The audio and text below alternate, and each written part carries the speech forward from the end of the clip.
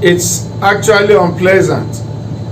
It's emotionally, psychologically, and physically challenging and stressful.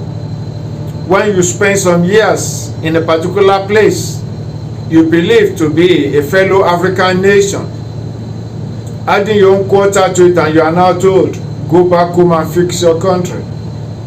Yes, it's a bitter pill to swallow. However, what's the context? They are saying your country is much more endowed than us. You are blessed in every way.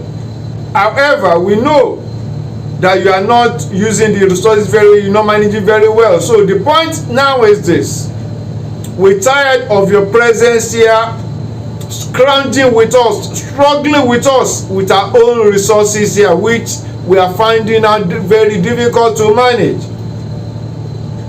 Our youths are not getting jobs that they are supposed to get because these jobs are now coming to you, and a lot of other opportunities. Now we're tired. Go back home, Nigerians, and fix your country. Go back home. Is that xenophobic? It may sound like that, it may look like, it may feel like that. But what about the statement? Go back home and fix your country. The energy you are using here, the energy you are using on the social media, use that energy to communicate with your government. We are tired. Go back home and fix your country. Like you fix it in the back, and many nations try to flow into it and came into your nation. And you are a big brother, like you are called giant of Africa. Go back home and fix your country. Now I will play the next clip, which is that of Ghanaians, our neighbor here, West African neighbor. They also coming to tell us, say, Nigerians, go back home and fix your country. They want to come and get the benefits of our country. They want to enjoy it as Africans, but they cannot come and fix our nation for us. Nigeria be fixed by Nigerians, and they are trying to fix their own. What do you say? Listen to what the Ghanaians have to say. Then we shall now flow over to that of the South Africans. Then you share your comment accordingly. Flow with us and share your comment. If you have not subscribed, subscribe. Let's flow and share your comments. Like that. So we are tired of Nigerians. They should go back to their country and fix their country. This is that last peaceful work we are doing. The next one is going to be something else. We are not going to make it peace again. Yes. So this FS border, we said they should go and fix their country. And grown-up men, they can't be running away from their country. They should go and face their leaders. They should go and face their leader, the way they have loud mouth, and they are on social media bragging. They should use that strength. They should use that strength to go and face their leaders, so that their leaders will fix the country for them to stay. We are tired of them. We can't stay here with Nigerians. They are fixing this continent. This thing of you guys moving from one country to the other, it's no longer working. We don't want this as African people anymore. We are tired of seeing African migrants moving all over the world, refusing to fix your own countries. Now we're making it very clear to you guys, Utitina, we don't want you here. We want you to fix your countries. Now you came here.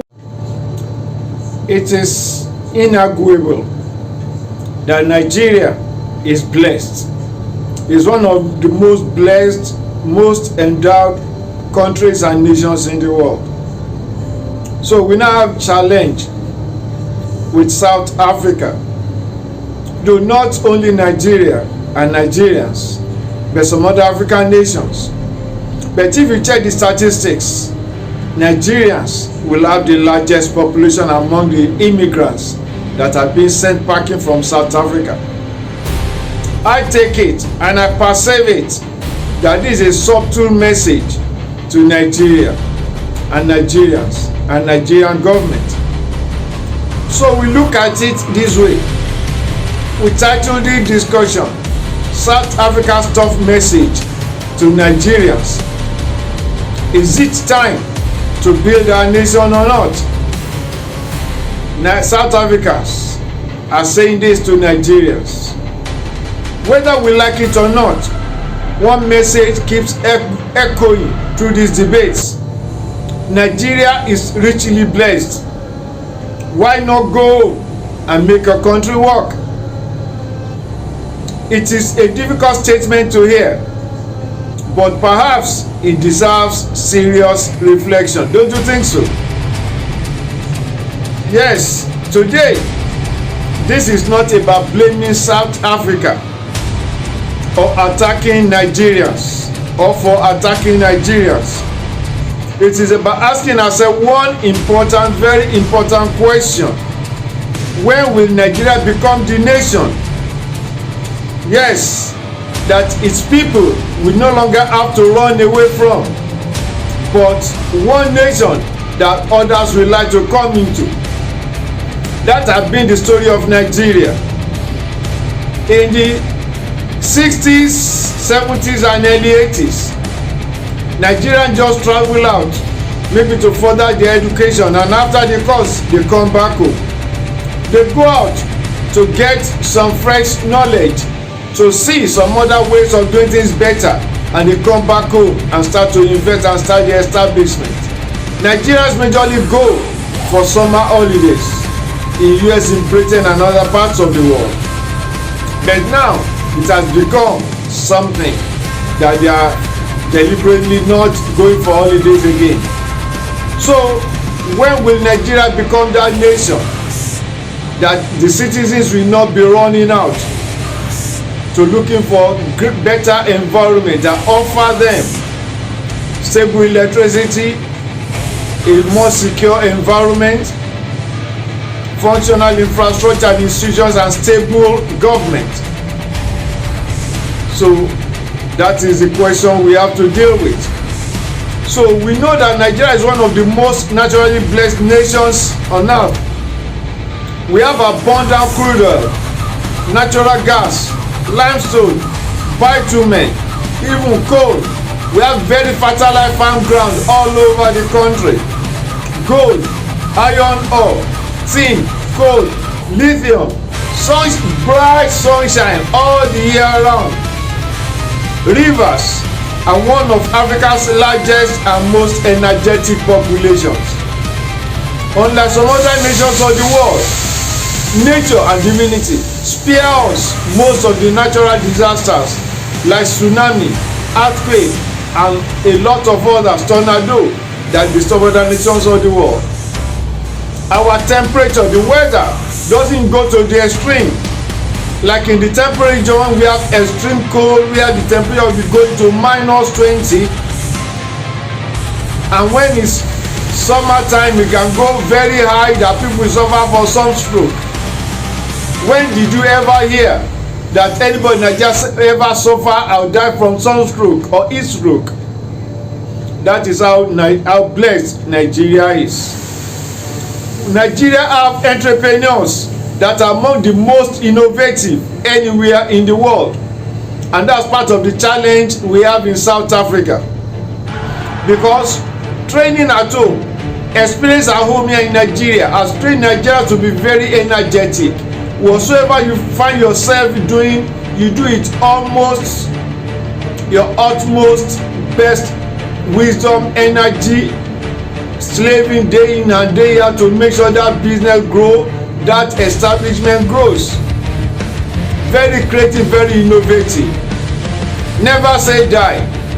That's why they say Nigerians and Nigeria are the happiest people in the world, because we know how to adapt, how to believe that as long as there is blood flowing in my veins and I have good health, I can still achieve something. So I guess and I perceive that Nigeria and South Africa are surpassing, as it happens all other parts of the world. Nigerians, in any field you find them, they excel. They excel. So maybe, probably, Nigerians in South Africa are not demo, and this is now a source of embarrassment to the nationals over there. Because I learned that the blacks have their communities and the whites have their communities. And Nigerians generally and majorly will be among the black South Africans. So their living standard, their way of life, maybe there are people beside them, see your fellow African, see Nigeria. So maybe that statement has brought a part of what we are experiencing now. Our professionals in any field excel all over the world. In music, we dominate the global charts. In the film industries, we reach millions. Go and check YouTube. Any YouTube drama film produced by Nigerians, within a week, we see millions of views. Our churches and ministries have international influence. Our academics, our engineers continue to excel. Our medical doctors, our business leaders, they're going to make remarkable contributions anywhere they go in the world. So why is it that millions of Nigerians continue to seek opportunities outside the shores of Nigeria? It's a very big question which we should try to answer. This is a painful contradiction. Many Nigerians leave the shores of the nation not because they hate Nigeria, but because they are searching for security, for jobs with peace of mind, with enabling environment that can allow you to grow where everybody like to grow. Yes. With stable electricity, quality healthcare, good education, functioning institutions, and hope for the future. A healthcare system that have appropriate and necessary infrastructure, the tools, the equipment that are functional. So that's what they offer. Yet, every country has limits on how many newcomers it can have. Even US, as it opens the border for green card lottery and so on, they still have limited. They still have to place a limit to how many people they are allowed to enter their country annually, and they try to put check on this. So perhaps the deeper lesson is not simply about South Africa, it is about Nigeria. It's talking about ourselves. Imagine if the same energy Nigerians invest in succeeding abroad, outside the nation, were matched with the institutions we have in the land, with the system we have in the land that support innovation and reward hard work at home. How will it be? So that's why they tell you, go back to your government, fix your country, let the government put infrastructures and the facilities in place. It's because those facilities are in place in other nations. That's why Nigeria is able to strive. But when you don't have regular electricity, the road is bad, the health system is bad, the education is bad. People get what they look for, where their children can go to school safely and they can be rest assured in their offices. Their children will come back home safely. They know that when there is health challenge, when they get to the hospital, they be able to get the necessary care. Because one thing for you to have the money is another thing for the drugs and the equipment to do the assessment and analysis being readily available. So that's part of the challenge. So you can imagine if there's reliable electricity in Nigeria, we have modern industries that are manufacturing, turning our raw materials into finished products. We have efficient transport system. Like now, when Governor Jakande was in Lagos, he tried to introduce metro line. More than 3 decades now, the metro line never came to life. What we have that is similar to just the blue rail, which is not comparable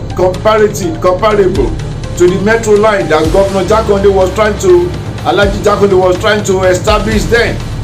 But the thing was sabotaged.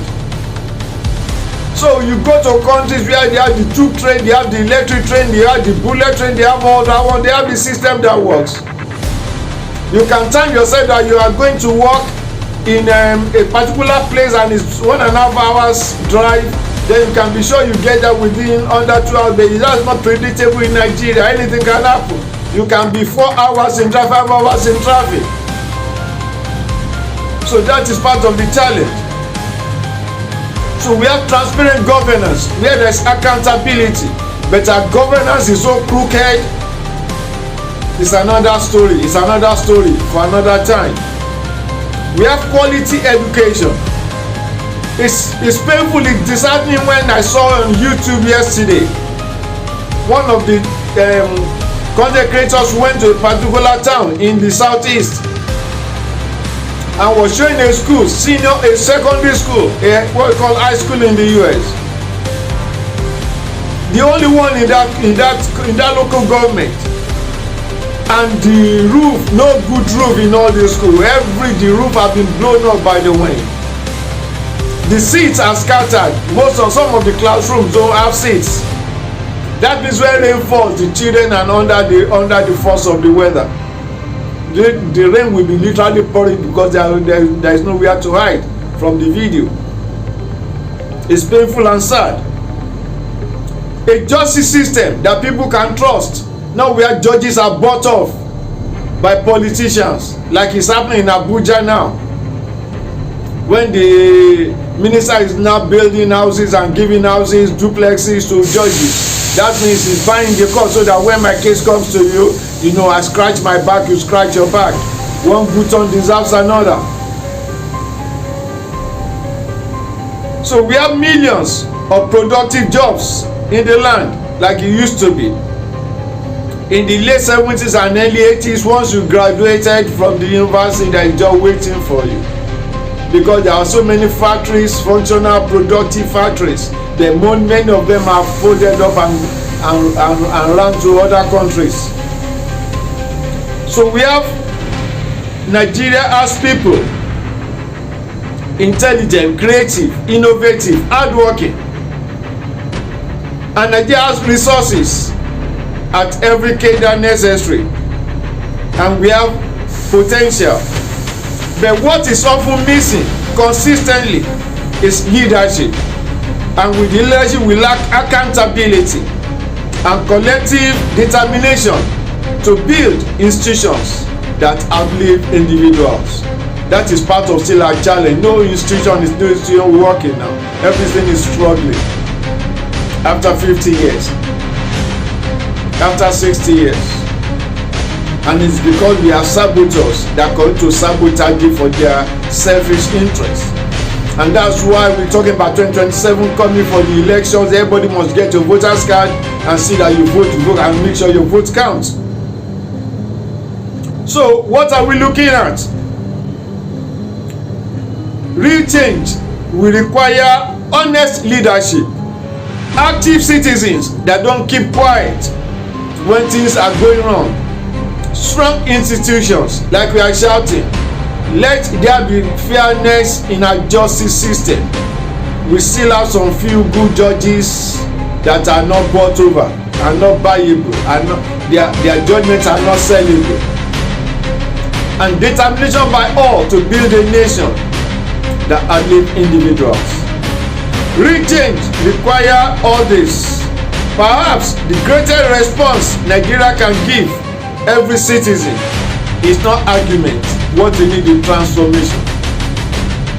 And that begins with you and I, every one of us. Change your mindset, change your outlook. Don't look for easy money. Try to see what you can do to make the nation grow. Like one former American president said, don't look at what your country can do, see what you can do for your country. What can you do to make Nigeria grow? What can you do to make life better for your fellow citizens? Not cutting corners. The day Nigeria truly works, you can be sure that millions of our brightest minds will no longer live because they have no choice. They will stay because opportunity exists at home. All those who travel abroad will do so by choice, not by necessity. Just to travel, just to have international experience in their field and come back home to apply such knowledge gain. So what kind of Nigeria are we living for the next generation? So what does Nigeria owe you and what do you owe Nigeria? So the future of Nigeria will not be built in London. It will not be built in Johannesburg. It will not be built in the US of A. It will not be built in Dubai. it will ultimately be built in Nigeria by Nigerians. So if you believe Nigeria can become one of the greatest nations on earth, please leave your thoughts in the comment section. If you're not subscribed to this channel, please subscribe to the channel and let's keep the discussion going. It's a subtle message to us. Fix your home. Like one minister once said, if the grass is green, the sheep will graze. So make the home conducive for the children. The children will not be rushing out of the house. Make Nigeria conducive, comfortable, livable, workable. Let there be accountability in government. Let the apathy being shown by those in government become thing of the past. Thank you once again for reflecting with me in Senuga Reflections. Till we meet again. Stay blessed and do what you can to make Nigeria to come out of the drought. We are blessed and we are a blessing to the world. Thank you and God bless you.